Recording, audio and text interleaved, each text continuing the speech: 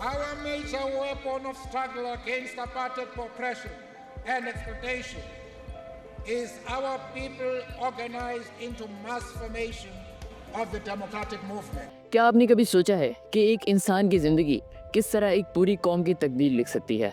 एक ऐसा इंसान जो अपनी जवानी के सालों को एक छोटे से कैद खाने में गुजार दे, फिर भी जब आज़ादी पाए तो नफ़रत नहीं, मोहब्बत के साथ पाए। ये कहानी है नेल्सन रोलेलाला मंडेला की, एक ऐसे लीडर की जो सिर्फ साउथ अफ्रीका का नहीं बल्कि पूरी इंसानियत का सिंबल बन गया। और सवाल ये है कि आखिर एक इंसान इतना मजबूत कैसे हो सकता है? अस्सलाम वालेकुम व्यूअर्स, मेरा नाम है उस्मान और आप देख रहे हैं स्ट्राइक ऑफ थॉट।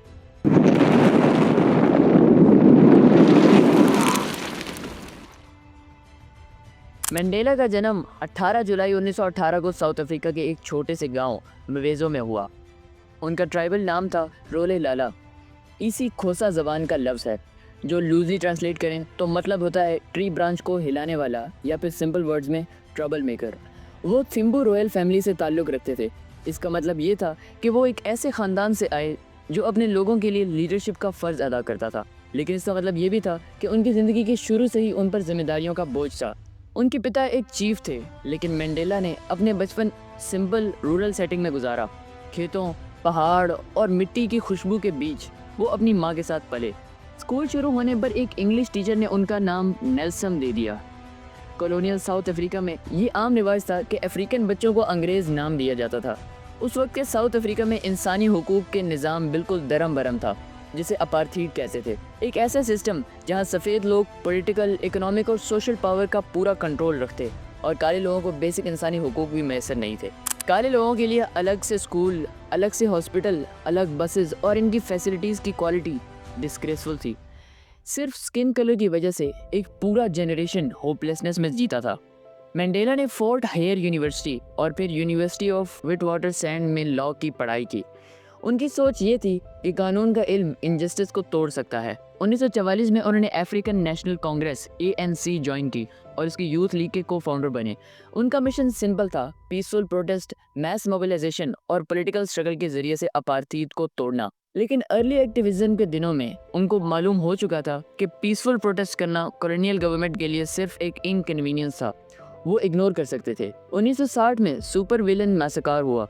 पुलिस ने 69 प्रोटेस्टर्स को गोली मारकर कत्ल कर दिया। इनमें से कई की पीठ पर गोली लगी थी, मतलब वो भाग रहे थे, लड़ाई नहीं कर रहे थे। ये वो लम्हा था जब मंडेला ने अपनी अप्रोच बदली। वो कहते हैं, a moment comes in life of any nation when there remains only two choices, submit or fight.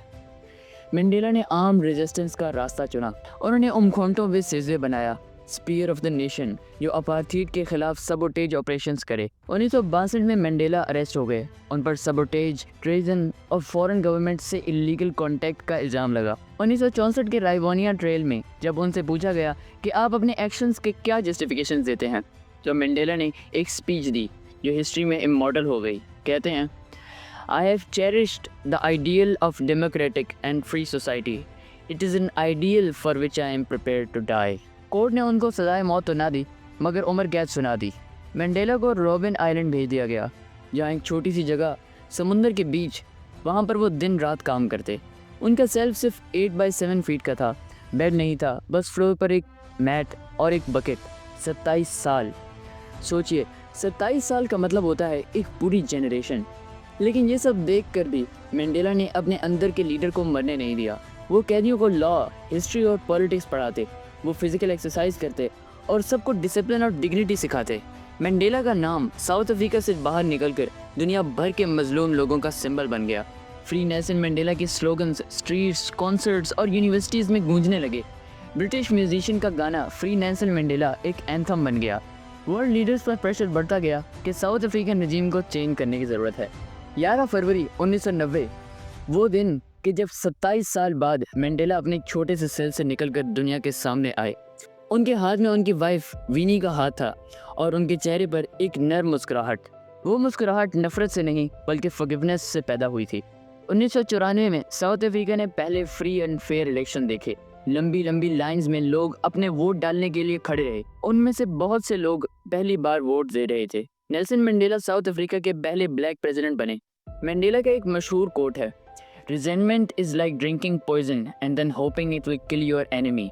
उन्होंने ट्रुथ एंड रिकन्सिलिएशन कमीशन बनाई, यहाँ अपार्थाइड के क्रिमिनल्स अपने क्राइम्स ओपनली कन्फेस करके विक्टिम से माफ़ी मांगते थे।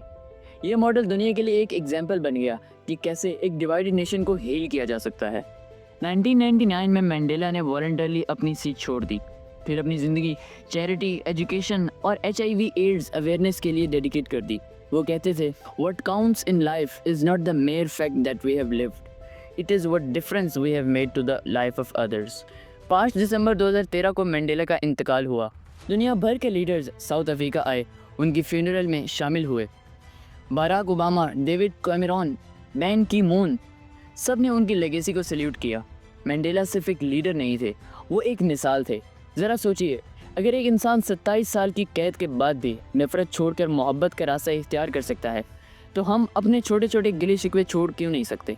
मंडेला हमें ये सिखाते हैं कि असली आज़ादी सिर्फ चेन्स तोड़ना नहीं, बल्कि अपने दिल और जहन के अंदर की नफ़रत तोड़ना है। स्ट्राइक ऑफ थॉट का ये सवाल आपके लिए है। अगर मंडेला जैसे लीडर अपनी मिसाल से रास्ता दिखा सकते हैं, तो हम अपने मुल्क, अपनी कम्युनिटी और अपनी ज़िंदगी में क्या चेंज ला सकते हैं। याद रखो, सोच बदलो, हालात बदलो।